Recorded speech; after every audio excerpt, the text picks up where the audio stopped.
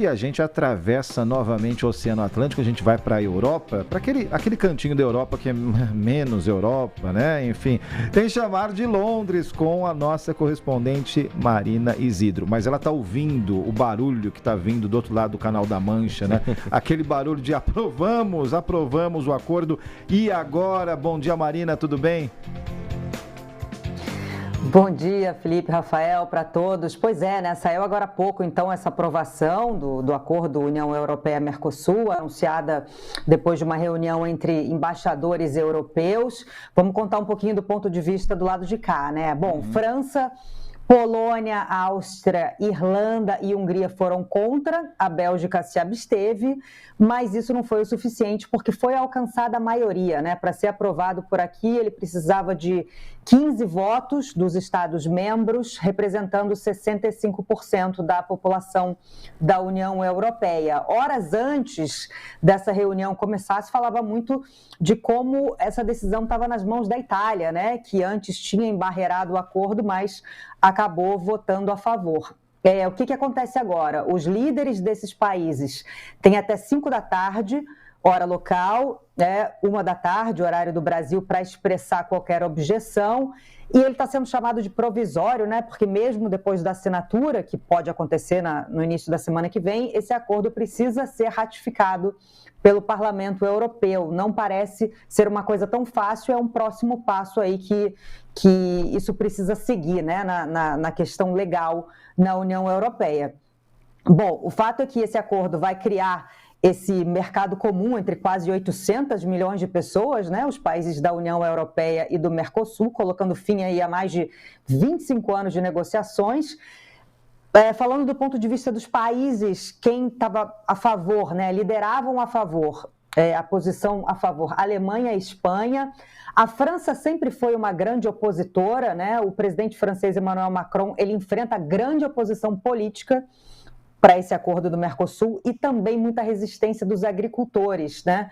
Então, a França e a Itália, que antes tinham barrado por muita pressão dos agricultores, que temem a entrada de agricultores e o setor agrícola, né, como um todo, né, que temem a entrada de produtos com preços baixos vindos da América do Sul, né? Esses dois países, então, estavam pedindo garantias contra essa importação em grande escala.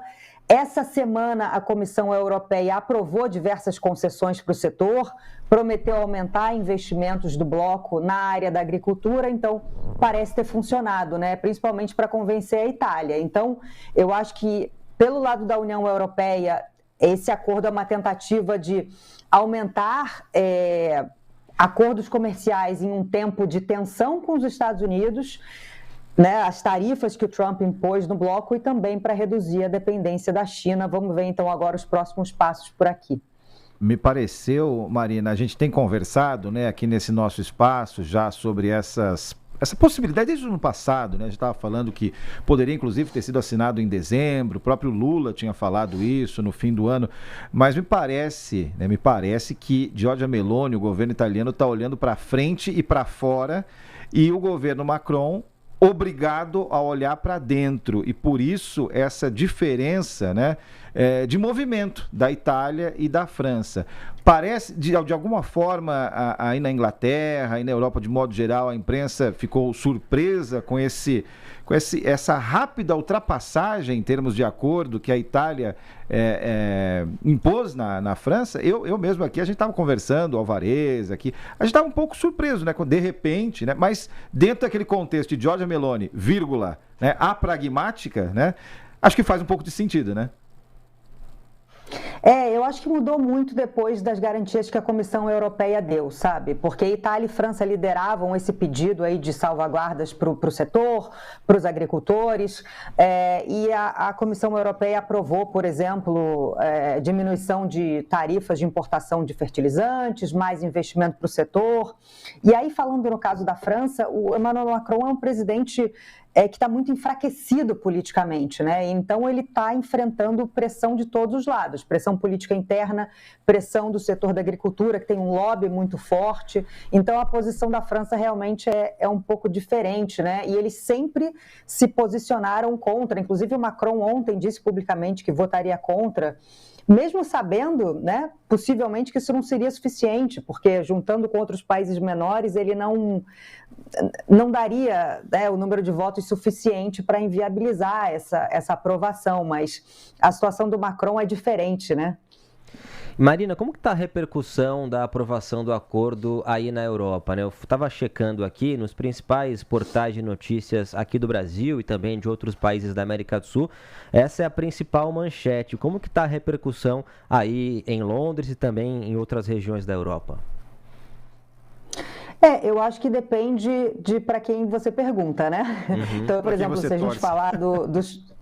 Para quem você torce, exatamente. Se a gente estiver falando, por exemplo, de países como... O Reino Unido é um pouco mais neutro, né? Então, acho que não conta porque não faz parte da União Europeia, então, diretamente, não está sendo afetado por esse acordo, pelo menos não diretamente, né?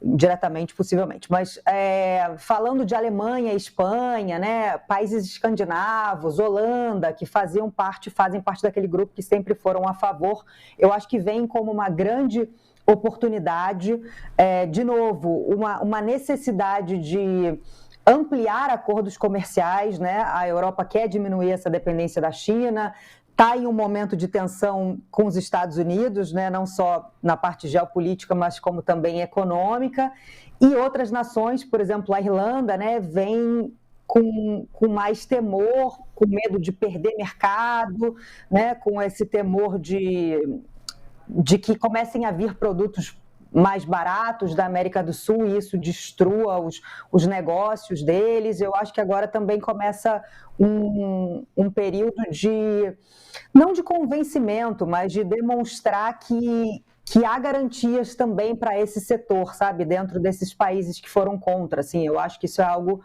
que a Comissão Europeia tem trabalhado bastante nos últimos dias, até para conseguir, né, mais apoio para aprovar o acordo.